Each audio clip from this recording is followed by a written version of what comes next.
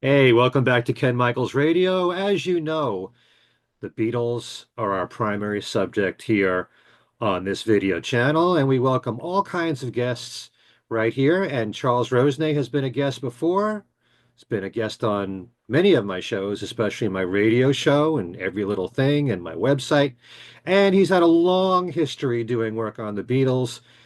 He started the fanzine Good Day Sunshine. He's done Beatles conventions in the New England area. He runs a Beatles trip to England every single year. He's been doing that for many, many years.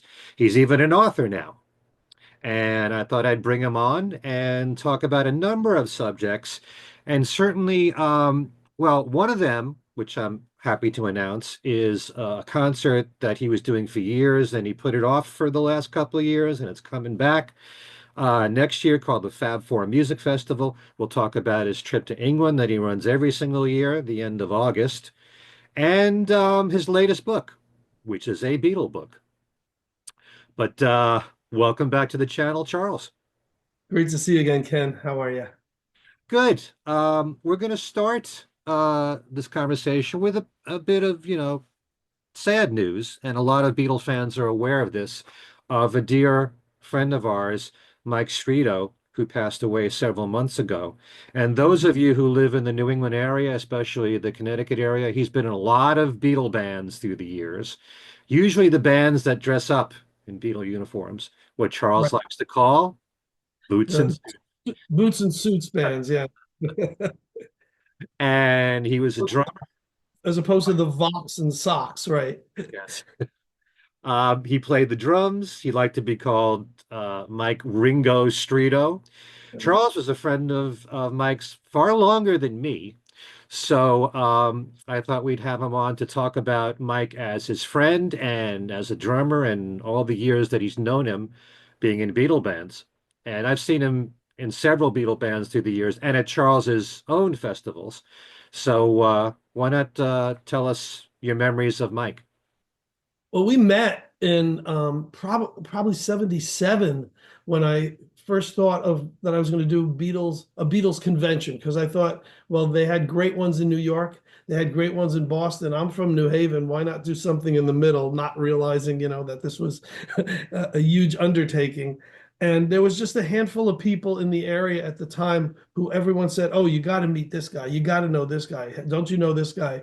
One was Bill Last, Mhm. who of course we both know and love.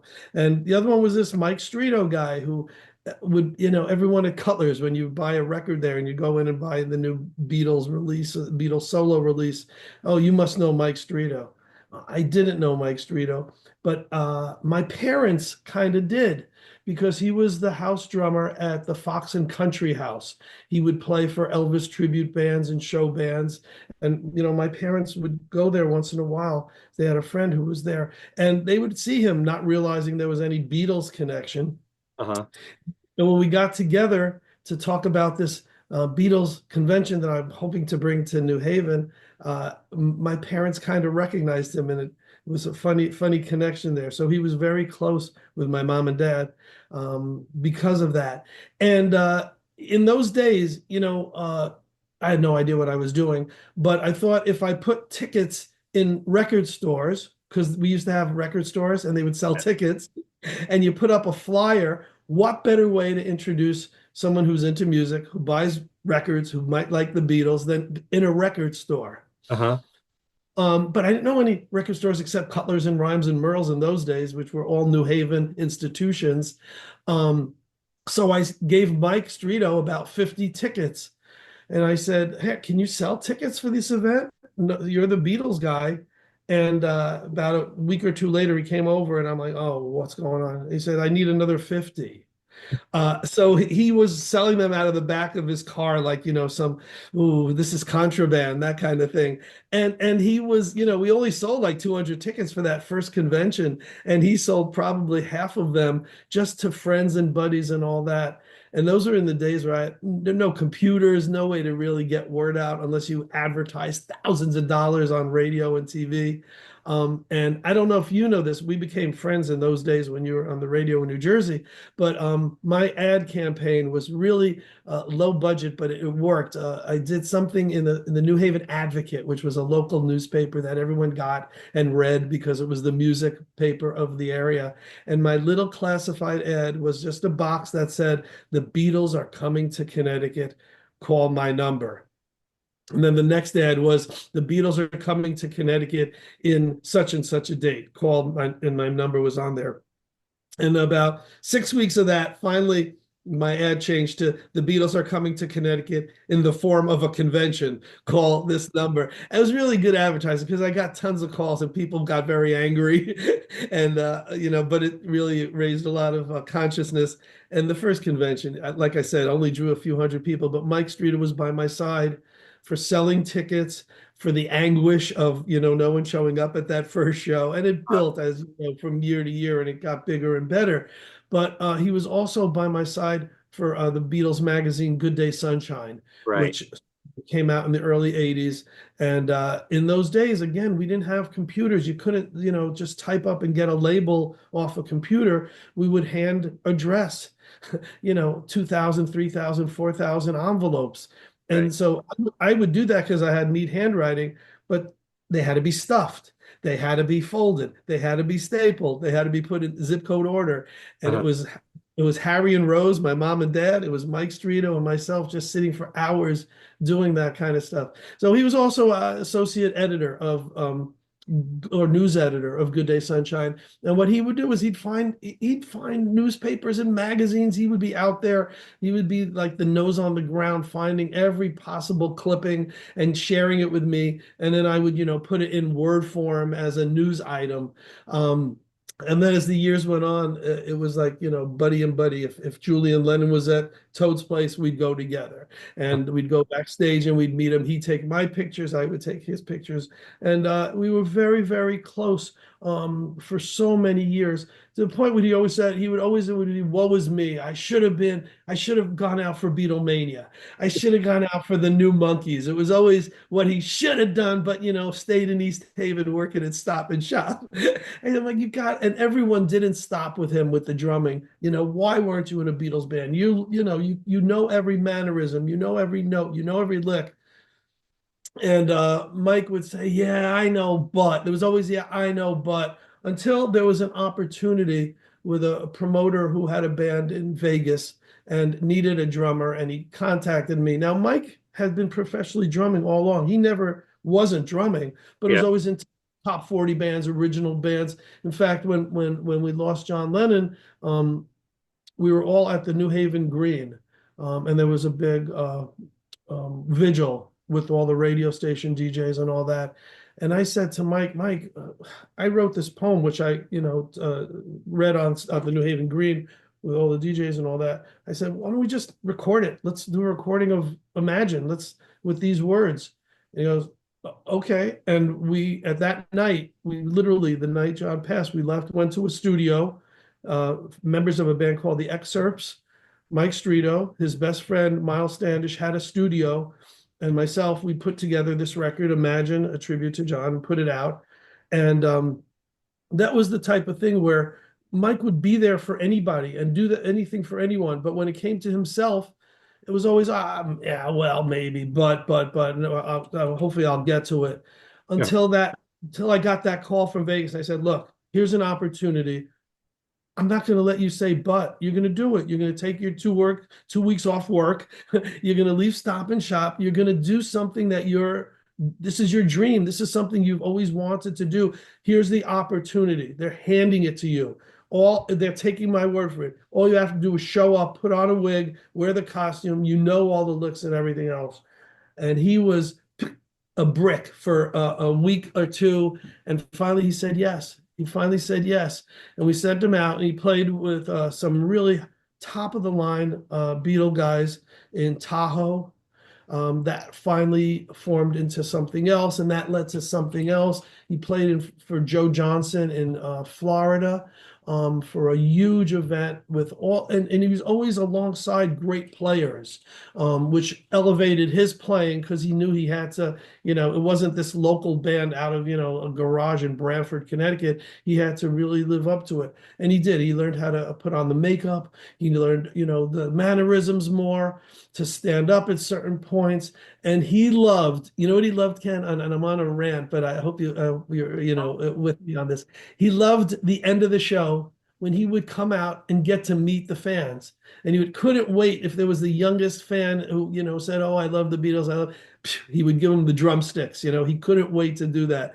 And he would actually get upset if he was with a band that didn't do an after meet and greet, that didn't, sign autographs or take photos, because he knew that the people loved, as silly as it is, even though it wasn't, you're not seeing the Beatles there, you're seeing these four schlemiels who are dressed as them, who sound like them sometimes and look like them once in a while, but really capture, the energy and capture the fun, as do so many Beatle bands. They're never quite on the level of Rain or 1964 or Fab Four, but just like that notch below it. And it was his joy. He loved playing in the band. He loved getting it right. He loved when the other band members would say, "Where have you been all these years? How could you have not been in Beatlemania? How could you have not Right. done this for so many years?"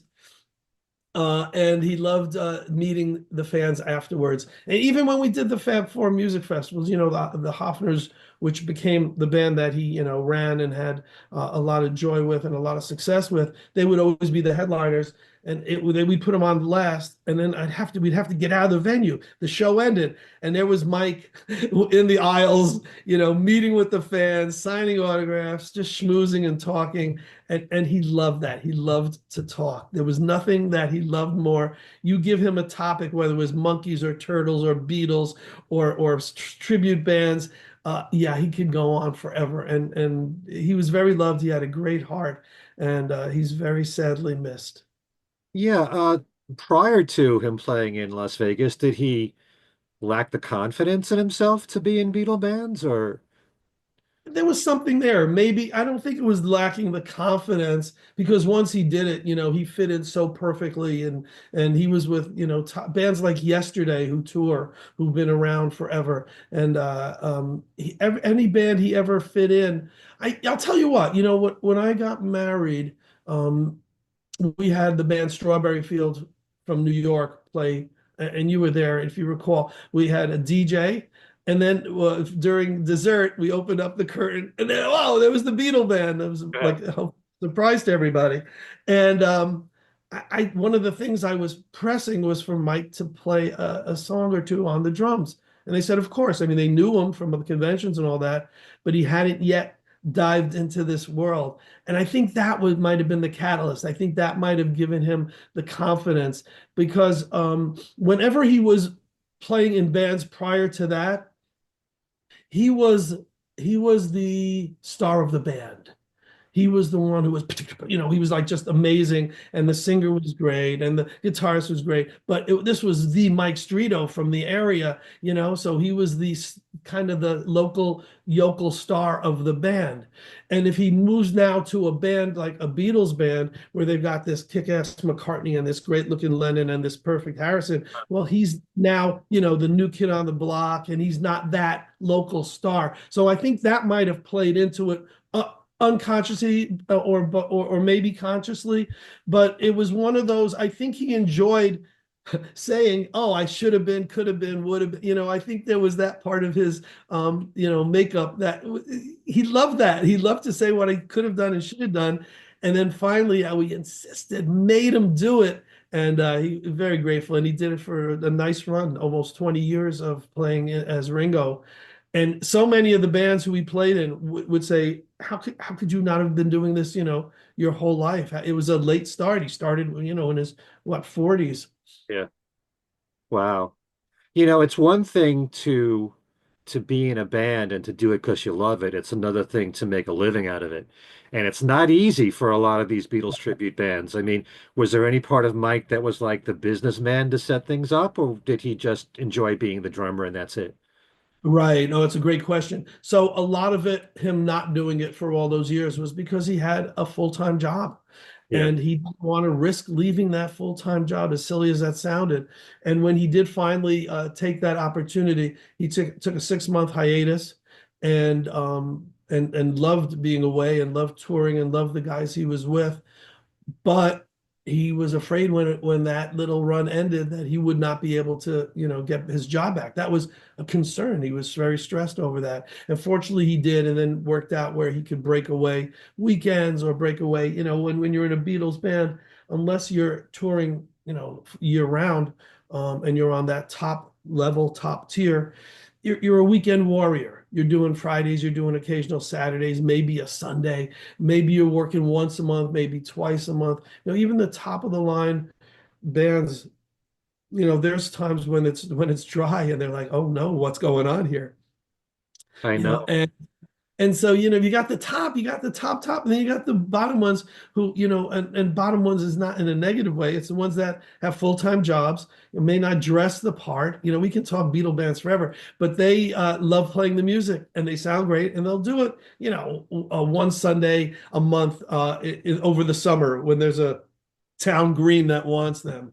But the ones in between, and the top tier and the ones that do it, for weekend fun, those are the ones who have the toughest time, because if they get a location where that loves them, they might be that house band that plays there twice a year, but it's twice a year. Yeah. It's not every week.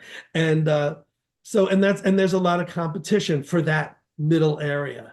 And it drove Mike crazy. He would say, Charles, come on, we're not Rain, we're not Fab Four, we're not 1964, we're not Beatlemania, but we're great. We're better than, da da da. How come we're not getting more gigs? Well, if you want to play out for, $500, I'll get you a gig, but each member should be making that.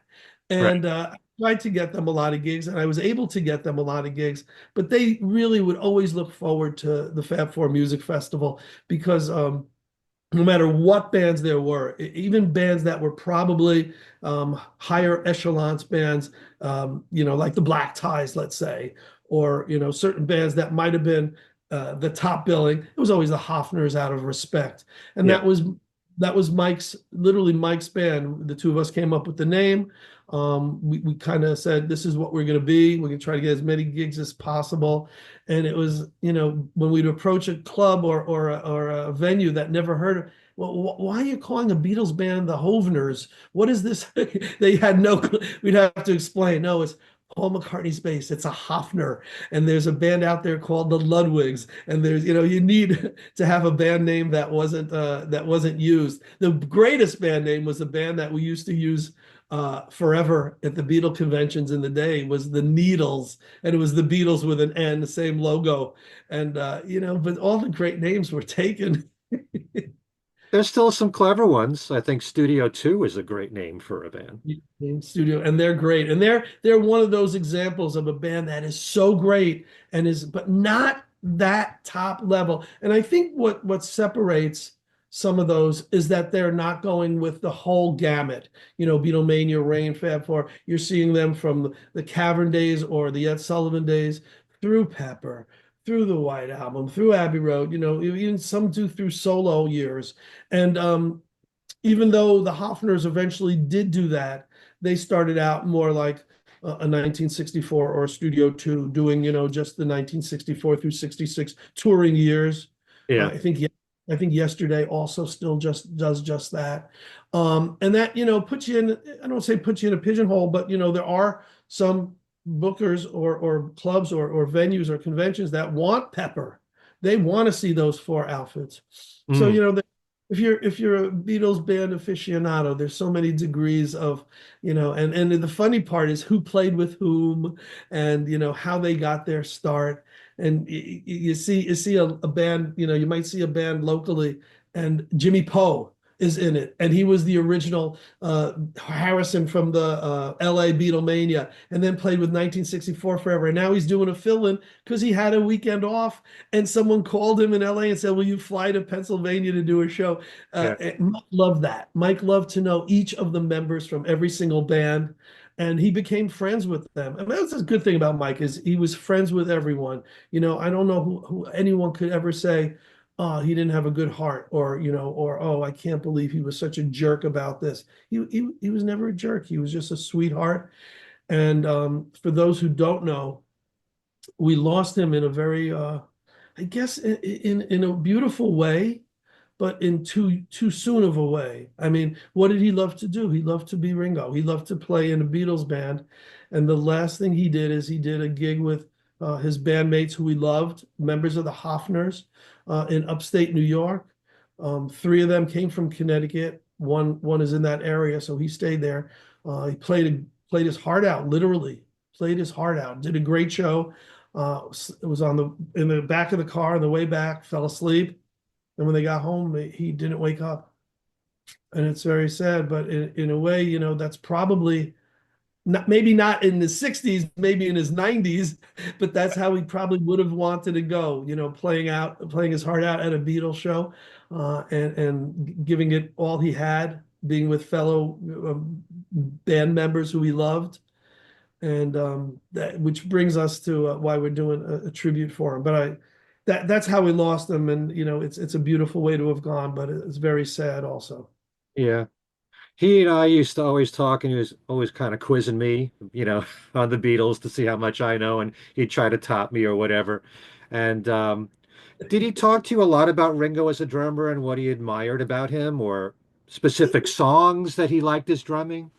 Yeah, yeah. So, everyone would want the Beatle band to always do Yellow Submarine because if there's a kid in the audience, Hmm. that's the song that the younger people know. And Mike would, oh, do we really have? I don't know. I think because it was the most popular, he had this little, twist of not wanting to do it. But it bothered him seeing other Beatle bands doing it because the drum is not as simple as you would think. It's a bum, it's a bum bum, it's a bum bum bum, and it's a bum bum bum bum. There's a one, a two, a three, and a four in the drumming of it. And Uh-huh. if you listen to it again, you'll hear that and you'll never be able to unhear it. It's very unique that what's in that drumming. And it used to bother him because he said, yeah, I'm going to do that song, but I'll do it right. It would bother him that other Beatle bands, would just play it and not realize that there was that little idiosyncrasy to the drumming of it. He loved doing Act Naturally if he had a great, McCartney in the band who would harmonize with him. Hmm. There's no songs that he really couldn't handle. And there's no songs that really stood out. I think he didn't discuss drumming with me as much as other stuff because I wasn't a drummer. You Uh-huh. know, if I was a drummer, that's probably all we would have talked about. And he would love, I mean, he went to see a band and he'd gravitate right to the drummer. And the conversation would always, of course, go to Ringo no matter what. And for many years, he was one of those guys who would say, "Oh yeah, Ringo was great. He was great in the Beatles," but and then he would list all these other, Neil Peart. He would all list all these drummers who he studied and who he thought were, and he would go back to, Buddy Rich, and he'd talk about the great drummers that came before who he studied. But once he was in Beatle bands, oh my God, it changed his whole, perception of Ringo and the realization of that it wasn't just the guy back there. Yeah, Uh-huh. Yeah. yeah, I mean, my family, and I have not only my wife and my son Jeffrey, who hears everything in a record to the point where if there's any slight difference when he sees a band, it's like, oh, you played that wrong. I'm the type of person who likes two different types of Beatle bands, either a band that does their own arrangements and has their own creativity that they bring to it, or a band that yes, really studies them and copies them and knows every lick and everything. yeah, And it takes a lot, and it takes really good ears to pick out everything that each member plays. And Jeffrey, I can hear, when a drummer in a Beatle band is not playing exactly what Ringo played, which tells you yeah, how distinctive the drumming was. right. Yeah, no, that's very true. And most of them are rock and roll drummers and either overplay or just don't even care about, the small stuff that makes the difference. I always thought Jeffrey would have made a real great Ringo. We throw a wig on him, but I think he's above it, actually. I could have always seen him filling in and, he's got the nose and he could be, silly if he wants to. Um, But he'd take the job. Make yeah, no mistake about it. But we want to bring up that there is they're calling it the last Hofners concert. Unless we reunite them for some Fab Four Music Festival. But it's the final Hofner concert because there's never really going to be the Hofners again without Mike. You know, it was his band. If they're ever together, it'll always be in tribute to him. On Saturday the 14th, the last place the Hofners played locally was the Old Stone Church in East Haven, Connecticut, which is, you know, Mike Streeto's roots. And they put on a phenomenal show there. And it was sold out. Literally everyone, his family, his friends, anyone who used to come to my conventions and festival, everyone went to it. And at the end of the show, we'll be back soon. And it was supposed to be another set of uh, great Beatles stuff, but stuff they didn't do in that first one. It would be like Mm. part two of this church. And when are we going to do it, Mike? Oh, maybe we'll do it Valentine's. When are we going to do it? No, maybe we'll do it, you know, in the summer in August to coincide with. It was always when are we going to do it? And it was always plans to do it, but either the guitarist couldn't or the bass or for whatever reason the four of them couldn't. And sadly, that concert never happened. And I talked his best friend Miles Standish, Hmm. um, who always does the sound at his shows and was in bands with him, going back to the early '80s and probably the '70s. I remember booking a group called the Sands. We did a convention, a record convention in New London at Ocean Beach Park before we did a Beatles festival there. And I said, I love the name of the band. What do you guys do? Oh, top 40, everything. I go, can you do a set of just Beach Boys? You're the Sands. And all right, sure. And they did. So even in those days, Mike was doing, you know, tribute stuff without realizing he was in a tribute band. But him and Miles, always best friends, always musicians together. And Miles and I said, let's do some special event for him. Let's do it at the place where the Hofners were supposed to do a show. Mm. Um, he said, yeah, well, can we do it as a fundraiser? And I go, for what? And he goes, well, Mike used to always have to carry his drums upstairs. Any band that ever plays in the church hall that's on the stage, it's a real, we'd like to build a handicapped accessible ramp. And we don't have the funds for it at the church. I Hmm. said, of course, that would make sense. Let's do it as a benefit for that. And let's get a plaque and that it's, you know, the Mike Streeto Memorial, whatever it has to be. And that was pretty much the impetus of making it a benefit, of putting on the event. We spoke to Dane, who was the bass player in the band. He spoke to Michael, the guitarist in the band, Dave Powell, the Lennon in the band, who's coming in, you know, from two states over. And they said, yes, when, where, we'll be there. There wasn't even a hesitation, but the question was, who would be the Ringo? I mean, who could? And so they said, well, let's invite, you know, 10, 20 Beatlemania Ringos and they can all fill in. They can all, you know, come up. It might be like a star-studded, whoever shows up plays. I go, I love the idea. And that's my kind of idea that I would come up with. But it might be a bit of a mess. And if we're, you know, filling up a room, a few hundred people and I got in touch with a guy by the name of Carmine Grippo. Now, Carmine also grew up in East Haven alongside of Mike. They would play in the same top 40 bands. They were friends together, same age, same ilk, except Carmine went on to move to LA to be an actor, played in the Mop Tops, played in a lot of really high-end Beatle bands. Uh-huh. And him and I have stayed close friends, you know, for many years. When he heard that Mike passed, he was very sad, called me, as did a lot of the Beatlemania guys, you know, checked in and were very sad to hear of his passing. But I said to Carmine, would you like to? And I didn't even finish the sentence, and he said yes. I go, would you like to? He goes, whatever you're going to ask me. Yes, if it has to do with Mike and the Beatles, I'll be there. So someone who grew up with Mike, who was a friend of Mike's, who came from the same area as him, who's Uh, played in a million Beatle bands, also is going to be filling in for Mike as you know, as Carmine Grippo as Mike Streeto. Mike Ringo Streeto as Ringo. So it's going to be a very special event. It's the concert for Mike and it's you know, underbilled as the Hofner's final show. And it's Saturday night, December 14th at the Old Stone Church in East Haven, Connecticut. And 100% of the proceeds go to the church, and you can only get tickets through them as well. So right. there's a Facebook page, there's a Facebook event page, and if you just look up Concert for Mike and Hofners. I'm sure you can pick up where that is on Facebook. Okay. And I'll try to put a link in the description box anyway for people that want to buy tickets. Now, you brought a few photos of Mike that you want to share with us? I do. They're very special to me and my family. They're not pictures of Mike as Ringo. They're not pictures of him with me and Julian. They're not pictures of him and me and you going to the Phil Donahue show. Oh, that's right. He was in the audience for that. Yeah. And we took a lot of pictures outside the studio for that and for other things. There's a lot of great pictures of the three of us, which I will share with you. I brought ones that were very personal to me and my family because Mike would come over the house uh, once a week, once every other week, and we talked Beatles, we talked business, and then a few times he even hung out with my kids. And this was him with Ian, pretty much when Ian, with my son Ian, when Ian was first Oh, sweet. baby, and Ian is now 18 years old and in college. Uh-huh. And there's Mike with an unbeatlish hair, smiling, and Ian, hold on. And then my Harrison, my Harry, who's now 19 in college, and there's Mike with him. And you know Mike as the Streeto, and you know him as the Ringo, and you know him as the drummer and the Beatle guy. I mean, he wrote for Octopus's Garden Oh, yeah. fanzine after Good Day Sunshine, and he was writing for them for years and years. But you don't know the Streeto off stage and off Beatles, Right. and he was a real sweetheart.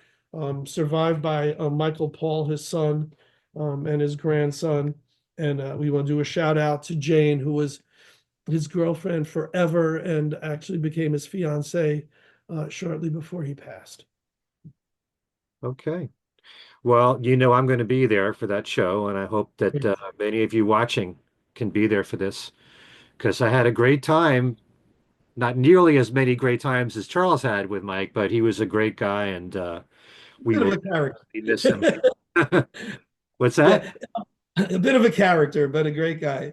Yeah. We Wasn't all, wasn't Dino Danelli his favorite drummer or yes, uh, that's absolutely right. Dino Danelli was his favorite drummer.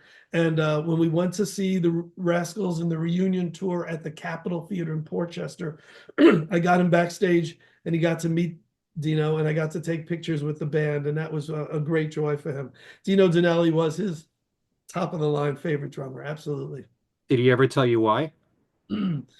He thought, well, he looked like Paul, but no, he thought that he had the flair of a show drummer, which a lot of drummer, the twirling, that kind of stuff, which he loved. But that he could have been, he felt he could have been in any band in the world and been a perfect fit. And he says you can't say that for a lot of drummers. So there's jazz drummers who can, cross over. There's country western. There's genre drummers who fit their bill. Show band drummers who were amazing with Broadway stuff. But he felt even Ringo, you don't know if you could put him in a situation he would excel. He might be a second drummer, but he felt Dino Zanelli. You put him in any band in the world, and he would have been a perfect fit. Interesting. But he had that Mm. kind of versatility in Mike's eyes. He thought so, yeah. He also thought the same thing of the Turtles drummer, Johnny Barbada or Johnny Barbada. Yeah. I think in the line of favorite drummers was Ringo. That was his favorite, but the one he maybe respected and idolized and tried to perhaps encapsulate in his own performance the most when he was not doing Beatles in that order was Dino Danelli and Johnny Barbada. Hmm. Very interesting. Okay, you mentioned the Fab Four Music Festival, and you're bringing it back for the first time in a few years. I have Hopefully, a date, which is May 3rd, hopefully. but have you picked a venue yet? So I didn't want to announce the venue till we signed the contract, and I prematurely announced a date, and the venue is backing out. So we're going to leave that till the next interview because I don't know for sure if we're going to this venue on the date we want it to be. Okay. So, so we'll put that on the shelf, Okay. on your Well, shelf with all those great DVDs and books behind you. We'll put it there for a moment. yeah. Well, pretty soon there's going to be an avalanche in this room because I have so many books that have been coming in, like Books? Did you books. say? Did you say books? Oh. Would that be a perfect segue? Well, you didn't really tell the folks what the Fab Four Music Festival is. So instead of just brushing it off real quick, why not just say, for anyone that doesn't know, who's never been there, what Yeah. this is all about? Well, it's not a convention. It's more like what's done in Liverpool every year as part of the Beatle Week, and it's more like Abbey Road on the River, but a condensed version of it, like Beatles on the Beach. It's band after band, at 10 bands, Hmm. half hour on, 20 minutes off, and the criteria is there's no songs repeated. If the first band plays Twist and Shout, no other band plays it, but I monitor that. I get their set lists, and Uh, it's usually one or two stages. We did it a few times where there was two stages going on, so we had 20 bands, which was insane. And I hosted one, and you hosted the other. And then there was years where I was so frantic that you would host the complete show. And so it was a Fab Four music festival, which concentrates, unlike the old days when it was 100 vendors and it was dealers selling so much great stuff. And who was the next special guest? Can we top Cynthia Lennon? Can we top Joey Molland? Can we top Pete Best? We couldn't top anymore. There's no guests, really to be had who haven't done it. So it's all about the music. And yeah, there's a few vendors maybe, and maybe there's a guest or two, who's tangentially connected, but it's all about the music. And the past few years that we did it, we threw in a Monkees tribute band, yep. and this year we're allowing a band to maybe do a whole Stones set just to broaden it a bit. But the concentration will be, of course, on the Beatles music, which is first and foremost, and will always be, the most important thing on the planet. Uh-huh. And it's really crazy because I put out the book and I haven't had a festival since the book came out, which is kind of crazy. We were interrupted by COVID, and then we moved it to a venue where we thought we'd be forever, in Simsbury, Connecticut, and it was very successful there. But the powers that be decided they didn't want to do tribute stuff. They wanted to go a different direction. They didn't want to do festivals. So I, Hmm. I don't know who. I think they had the Little River Band or something as their main event. And so we're kind of been looking for a new venue, and some of the venues I'd love to have it at, just for some reason they don't feel it's the right fit, or they don't want to give up that large of a block of time for an event that has 10 bands. It's easy for them, the band come in, do 2 hours, and in and out. So there's a lot of issues with that. But hopefully this year, 2025, we bring back the Fab Four Music Festival, and I'll have an opportunity to let you host it and MC it while I sit and sign copies of my book. Part of it, not the whole thing. Whatever happened to Danbury? Because it used to be called Danbury Fields forever. That was great. I used to love doing it at Ives Concert Park in Danbury. And again, when COVID hit and the college 100% took over the venue, they decided not to have outside events and not to bring in outsiders, and to only use it for graduations, for the school band, for concerts by the orchestra of the college. It's Western Connecticut State University, Uh-huh. where someone attended college at one point. And they just decided, they don't want to do events there anymore. My favorite was there and the Oakdale Theater. And Hmm. the Oak Theater was just probably the definitive, venue for it, having it inside and out, and having 10 bands in and 10 bands out. It wasn't cost effective. I mean, we had the biggest attendances, and I still lost money doing it because of the staffing that's required, because of the parking, because of the venue, because of Ticketmaster, which is connected with it. So there's a lot of reasons. It's not easy to just throw up an event like that of that kind of magnitude with that many hours and that much staffing and logistics, and to actually make money on it. So I was always happy in the years that we broke even. It was always an outdoor event. And if it rained, forget it. If someone didn't buy a ticket, they're not coming out in the rain. Right. When the rain comes, they run and hide their heads. It's ridiculous. So we got no one at those shows. And when we did it at Ives outdoors in Danbury, of the 5 years we did it, 3 years it poured.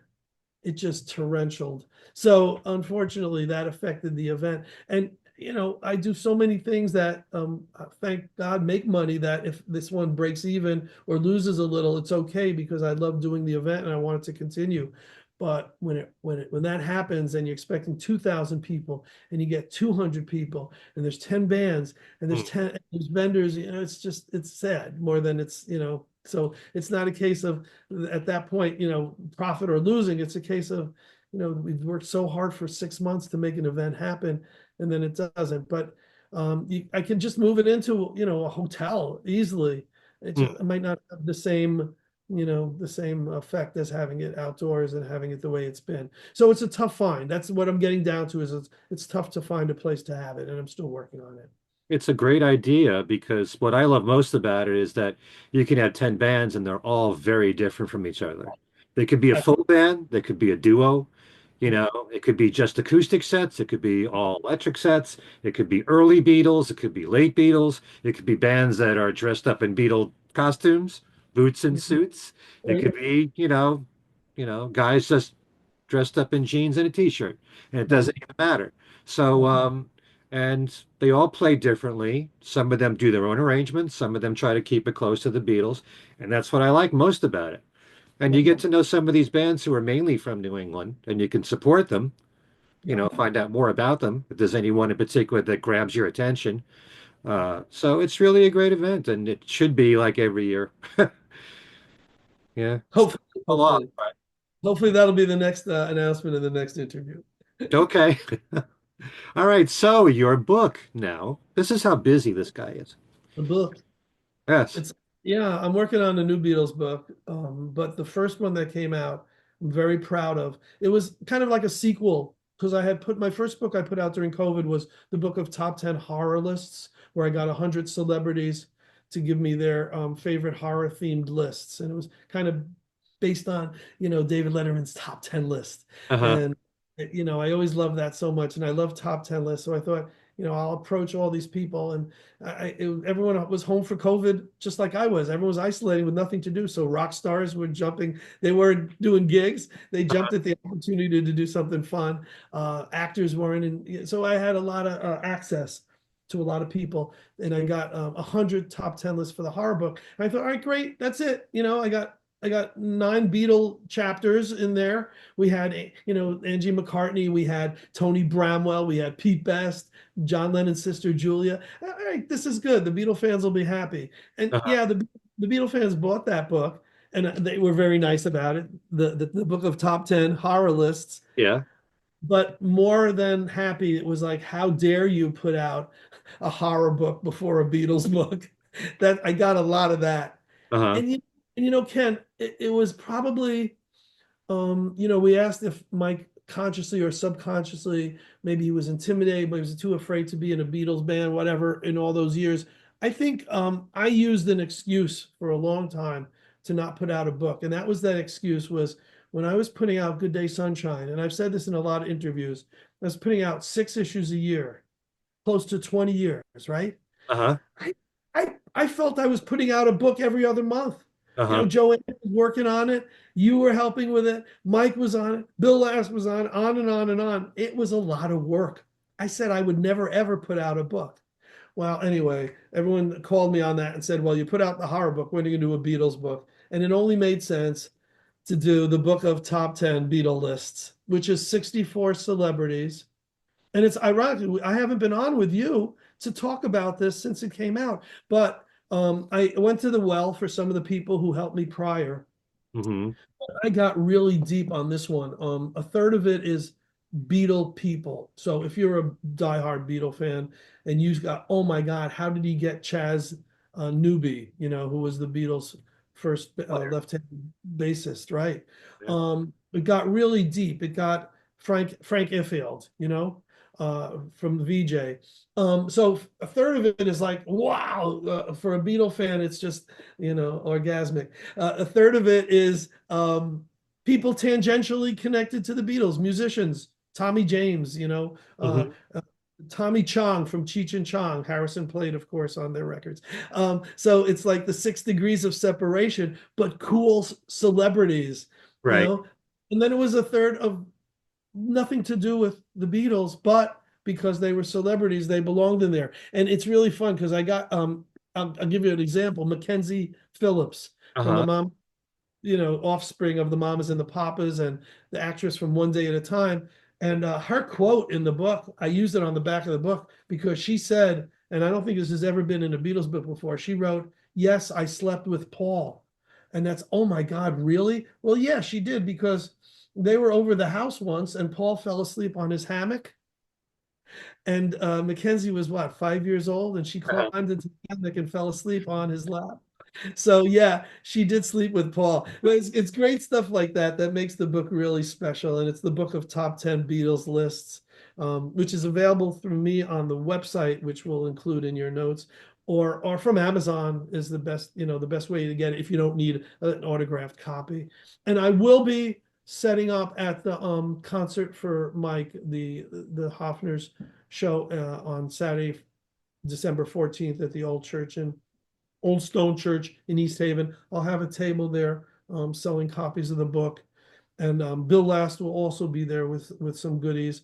And he's got a book coming out. And I'm going to tell you now because it's a secret and he doesn't want anyone to know. He's got the definitive Beatles videography book coming out, which lists every video they've ever done, every promo, all this. And that's coming out soon, but he doesn't want anyone to know. So I'm telling you, and don't tell anyone. Yeah.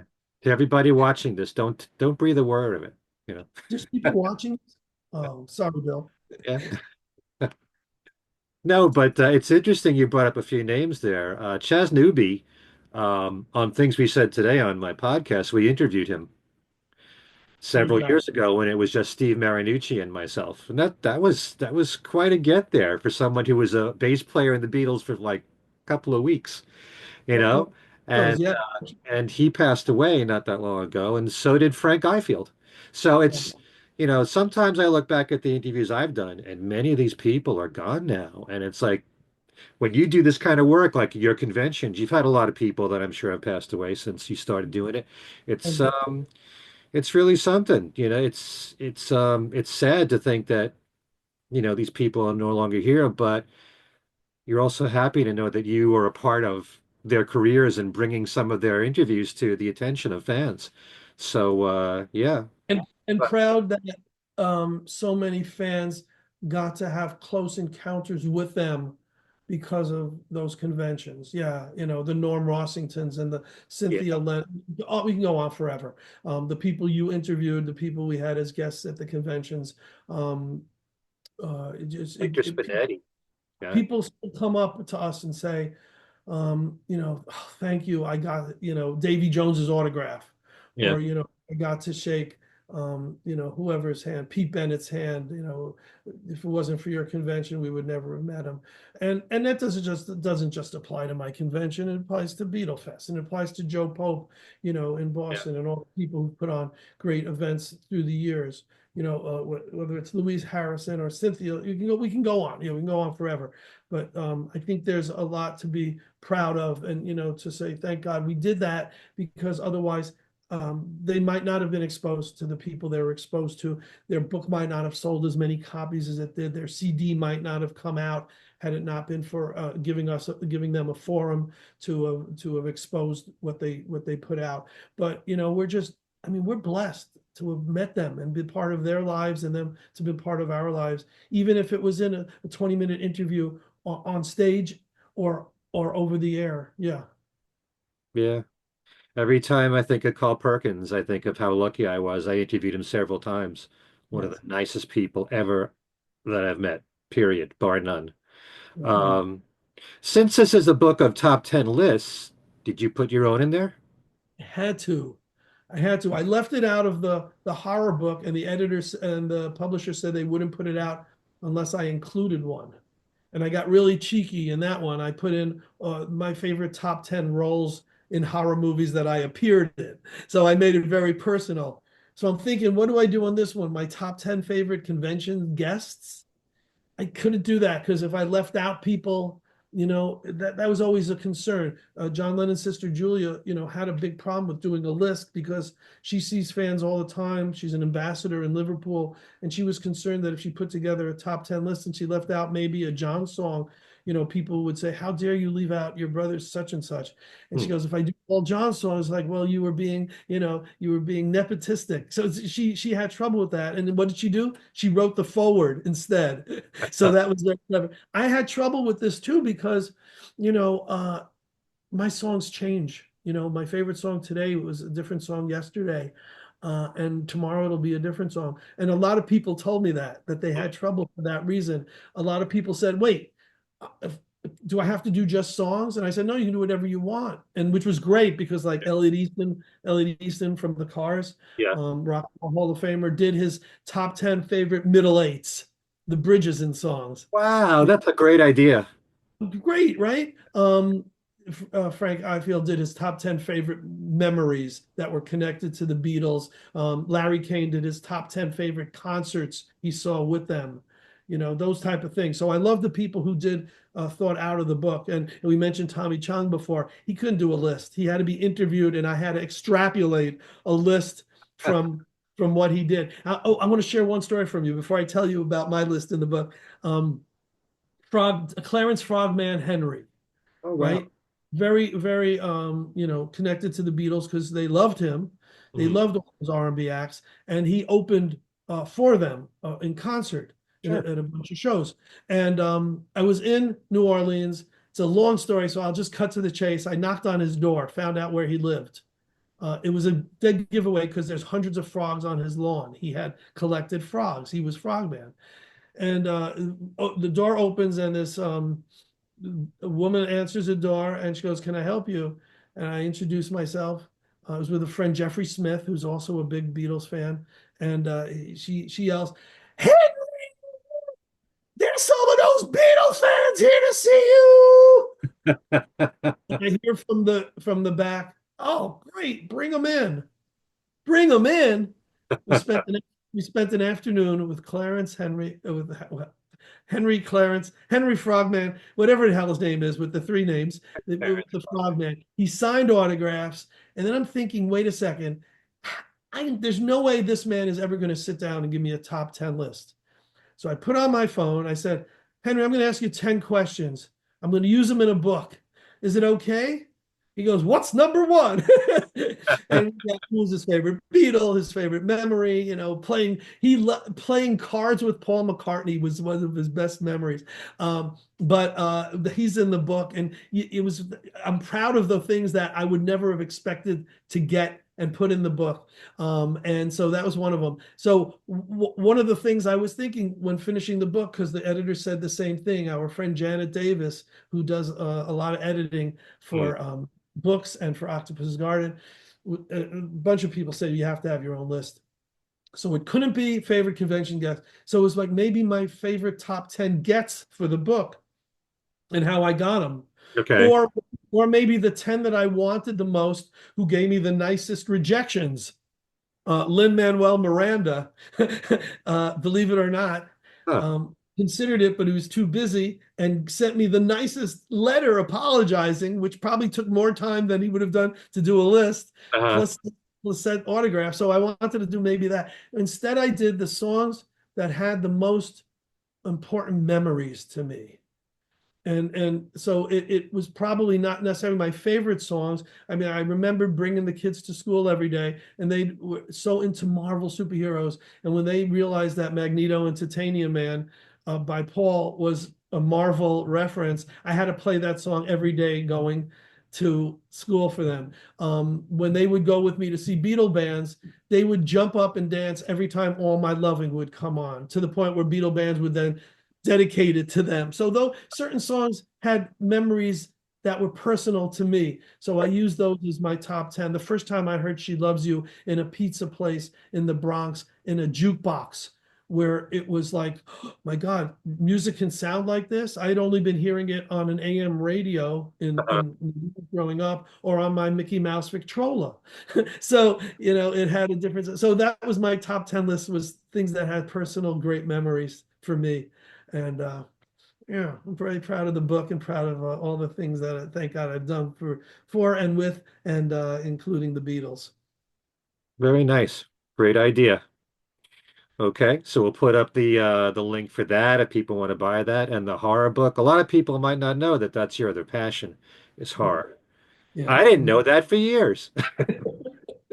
I kept the two worlds separate. Seinfeld would keep girlfriends separate from girlfriends, very intelligent. But for some reason, right, my monster Dracula horror was one thing. I would do the trips to Transylvania, and no Uh-huh. one realized it. And then I would do the Beatle tours to Liverpool, and I would do all the conventions and everything Beatle related. And it was, if I did the interview for the Drac, I'd darken the beard and put on a different shirt.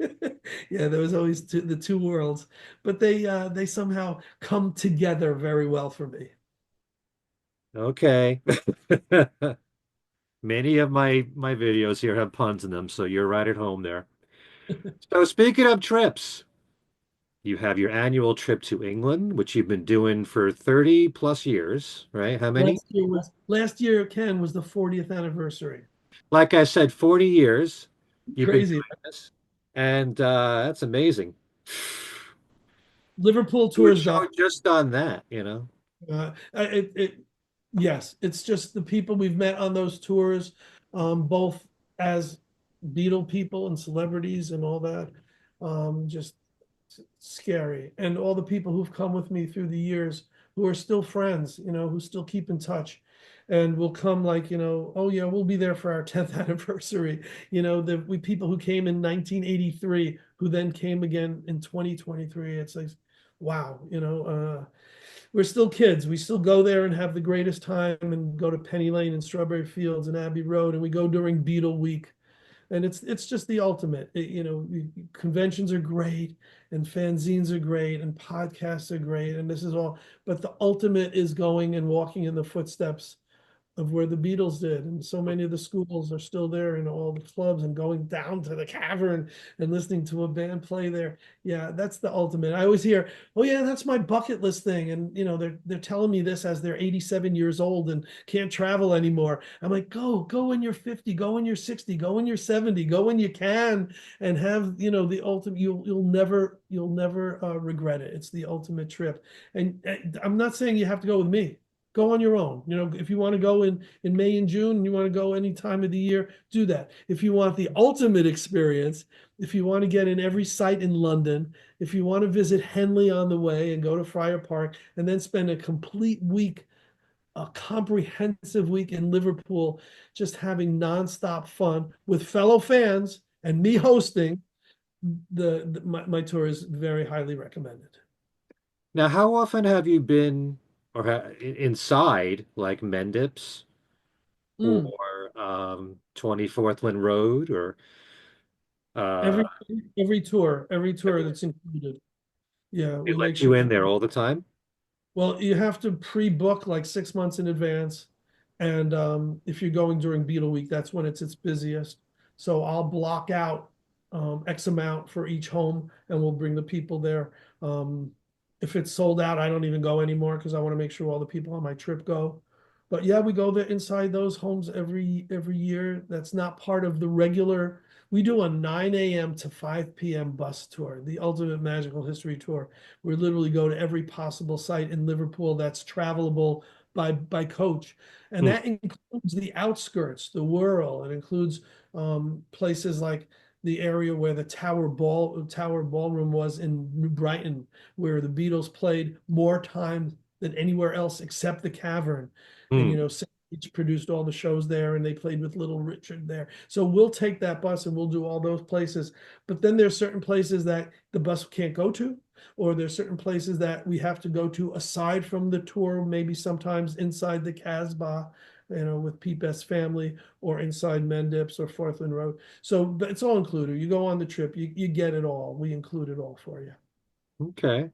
Now I know that so many times you've had trips to Scotland or Hamburg. Yeah. Are you still doing those? Not really. The people who went there, I did it more for marketing reasons. I wanted people to come back. been on my trip, you love London, you love Liverpool. Well, you got to come back. It's like Paul McCartney adding two tracks to a new release. You add the new tracks, you buy the album again, right? Mm. So if you add Scotland, you come on the tour again. You add Amsterdam, do a bed in. Oh my God, I got to go on that. You do Hamburg. Oh, well, you have to do come again. We did Hamburg about 10 times, did Amsterdam 5 times, did Scotland 3 or 4 times. Renee Van Harlem, who was my sidekick on these tours, he became my go-to. He was the tour guide. He was the one who would research the places. His dream every year was to find a place to take me to that I'd never been to, where Mm. the fans we did a complete Mad Day Out, all the places where the Beatles shot Mad Day Out shots. And he found them. No one else was able to find these crazy hidden places in London that had transformed into other things.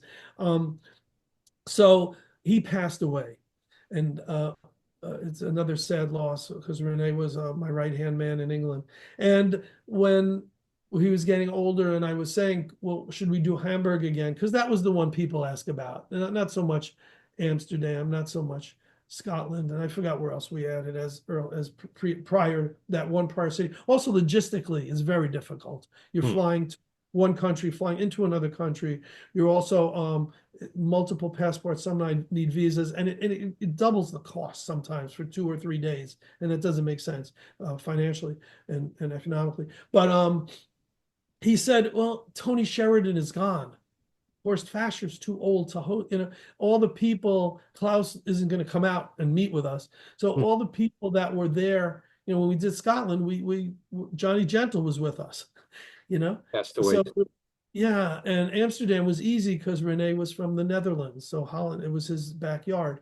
Um, and so those places became, it didn't make sense to go to. We don't do them anymore. It's strictly now London, Henley, Liverpool, and it gives us more time to spend in Liverpool. And it's a full week instead of 5 days. When we would do a prior city, we'd spend Mm. less time either London and Liverpool. So now it's the full, the full Monty and the important places. Just out of sheer curiosity, the time I met my future wife was at the Pines You're welcome. Yes. Hotel in upstate New York, and Tony Sheridan was there. And Was Billy J. Kramer. Jay Kramer. Yeah. Neither of them, neither of them had ever done a convention prior to that. Neither of them had ever done a fan event.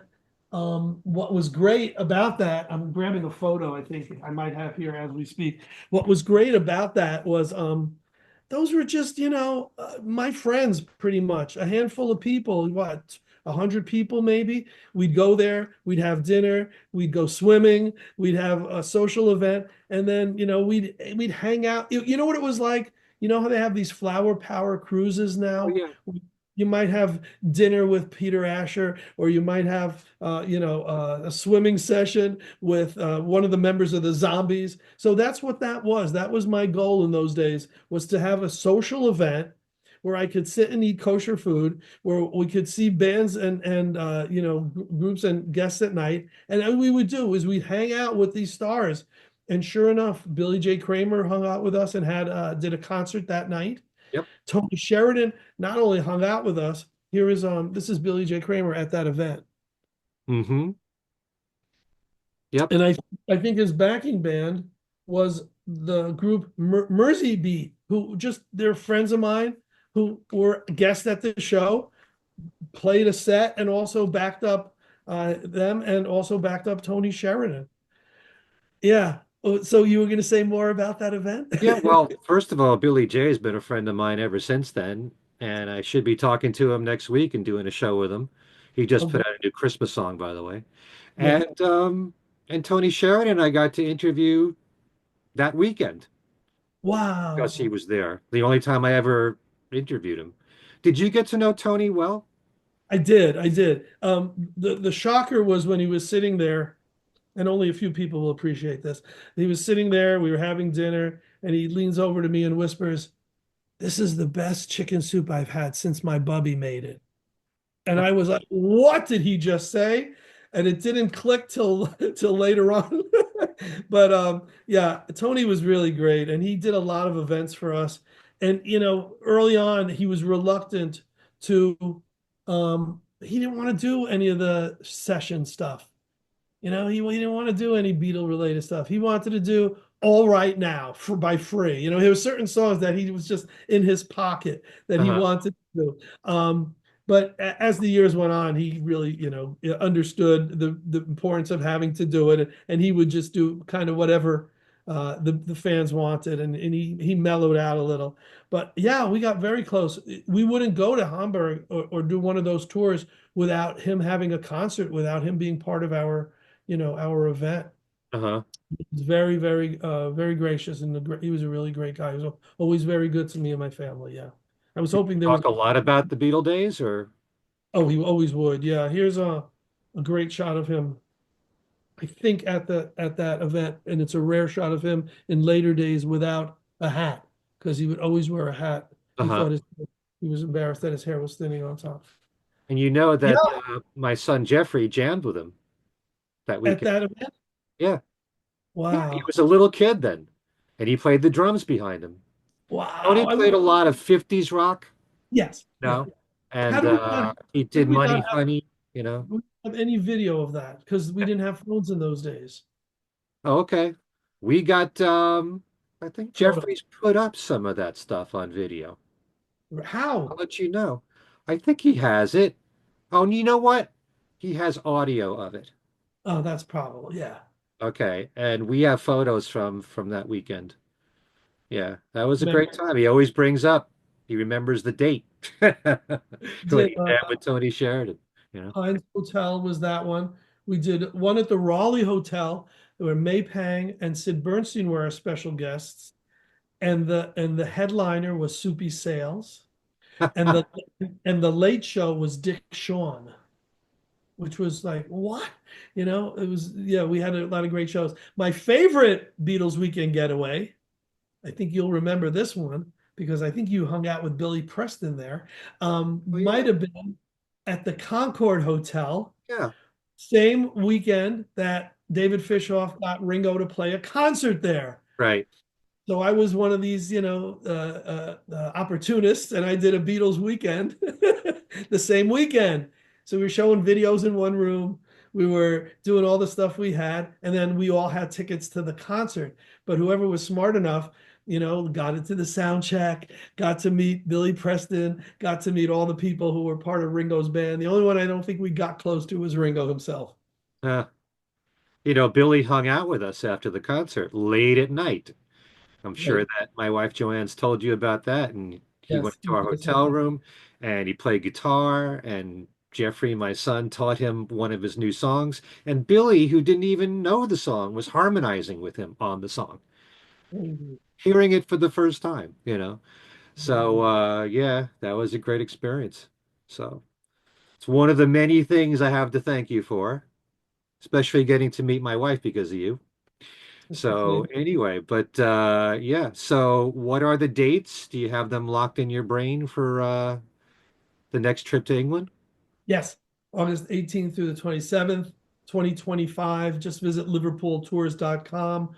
We have currently more reservations prior to the new year than we've had in about 10 or 20 years. I don't get it. So that's great. So hopefully we'll have a full bus, 40, 50 people. Just go. I can't encourage people to do something more. If you don't do it now, when are you going to do it? Do it while you can walk. Do it while you can, listen to loud music. Do it while you can have fun and have a pint while you're in the cavern.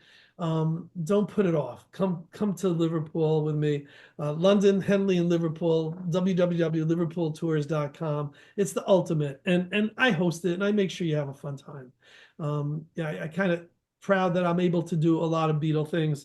But as you know, Ken, my real job is I DJ.